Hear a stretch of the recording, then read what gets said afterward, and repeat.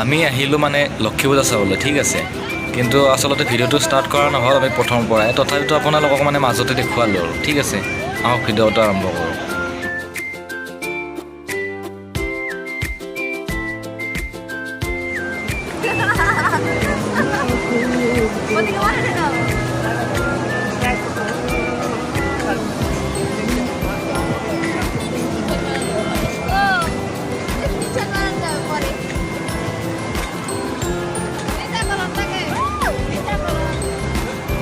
এতিয়া চাওক আপোনাক অলপ তলত দেখাওক কেনে ধুনীয়া লাগিছে।